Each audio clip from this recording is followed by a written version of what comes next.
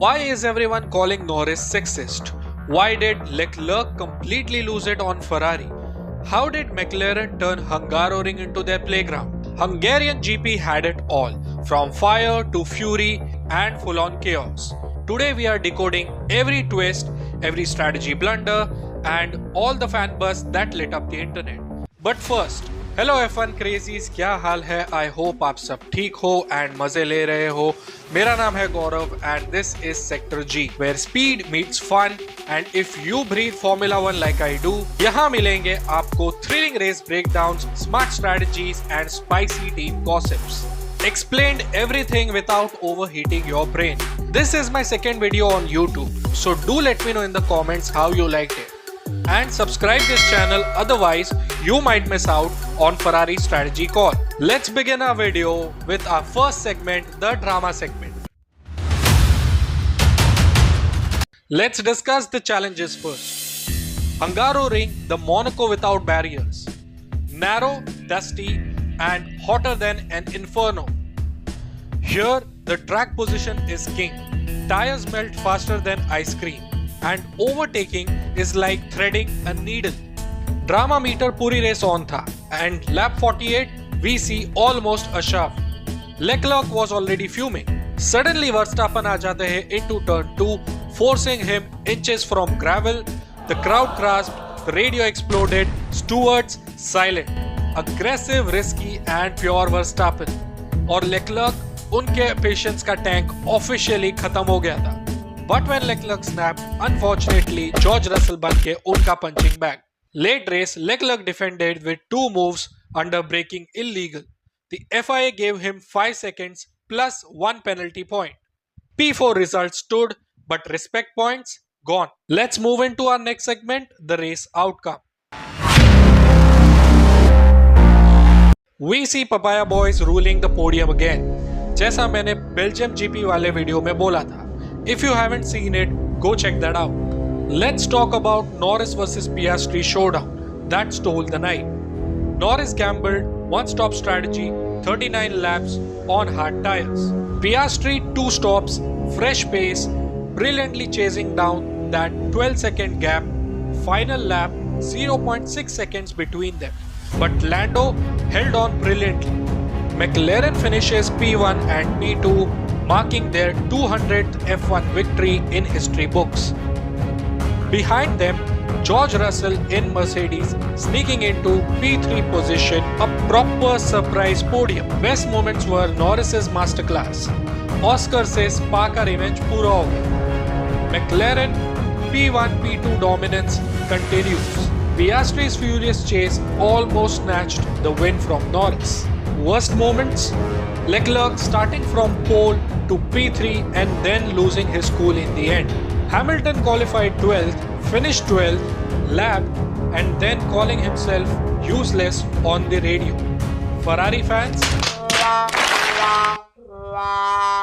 In my last video itself, I spoke so much positive about him. But seeing him calling himself useless broke my heart. Verstappen qualified mid-grid, finished 9th, and now 100 points behind Piastri. Do we see title hopes fading? Yes, I guess. Now let's talk about numbers. Piastri still leads the championship, but only by 9 points. Norris is closing fast. Verstappen a full 97 points behind. इतना gap तो Netflix भी नहीं cover कर पाता एक season में. Constructors, McLaren clear on top, Ferrari slipping, Mercedes all of a sudden looking alive. With this, the future races are going to be very crucial for other drivers to finish on top. This brings us to our last segment, buzzworthy. Charles Leclerc's Hungarian GP looked like a fairy tale. Pole position, perfect start, fans dreaming, but then Ferrari did Ferrari things. Second stop, hard tires, disaster. Lap 40 onwards, Leclerc screaming, "This car is undrivable. Why don't you listen to me? It's a miracle if we finish on the podium." The longest radio message. We all could gauge from his voice how frustrated and hurt he was. Yaar, I'd feel for him. Post-race revealed chassis issue, pace collapsed, rivals flew past, from hero to P4 in a blink. और सबसे बड़ा damage to Leclerc's confidence and trust in Ferrari. The second buzz is a controversy. The talk of the town, not the tires, not podiums, but Lando Norris. Post race एक पुरानी clip resurface होती है internet पे. Norris joking from a burner account typed about two women cooking in the background. They in the right part of the house. Bus, internet caught fire, fans called him sexist, memes rain. One fan wrote, "Brother, you are about to deliver a stinker so bad, you will be flipping burgers yourself." Others said his whole feminist image is fake, just performative. Norris has not yet responded, and the silence is just making the backlash even worse. From hero on track to villain online in just 24 hours. I personally think, first of all, I'm not taking anyone's side. This is my opinion and I would leave it up to you guys to decide.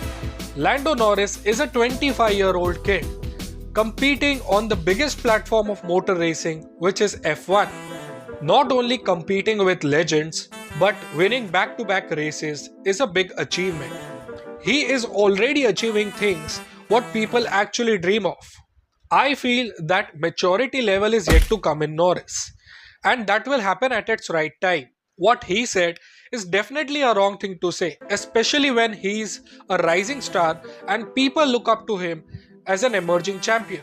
So he should be more cautious about these things, because people don't forget things easily. And we as in public, instead of reacting too harshly, we should also give him a chance to learn from his mistakes. The third buzz is from the paddock. Cadillac's driver hunt is heating up. Rumors point out to Sergio Perez and Valtteri Bottas. मैंने तो अपनी reel में ये पहले ही बता दिया था. But the latest rumor is Mick Schumacher could be the reserve driver. In fact, Christian Horner is also being approached to be their team principal. If Horner joins, just imagine how strong this team would become. With two best drivers on board, Perez and Bottas having 16 race wins combined, over 100 podium finishes and honor alongside with his expertise. We also hear that Cadillac is approaching Red Bull employees and technicians to join their team, offering them double the salary to what Red Bull is already paying them. Final word you can expect from Cadillac at Monza. My prediction still goes with Sergio Perez and Valtteri Bottas, with Schumacher being their reserve driver. कुछ भी हो, लेकिन drama तो guaranteed है. So crazies, was Norris out of line? Or is this controversy blown out of proportion? Will Ferrari ever rectify their mistakes? Comment your thoughts, like the video, and don't forget to subscribe Sector G with triple R's, triple the entertainment. Next stop, Zandvoort, Dutch Grand Prix, 29th August. Drop your predictions now and I'll see you in the next video. If your adrenaline still pumping, you are in the right place. I am Gaurav. This is Sector G, where speed meets fun. Until next time, keep your engines loud and your strategies louder.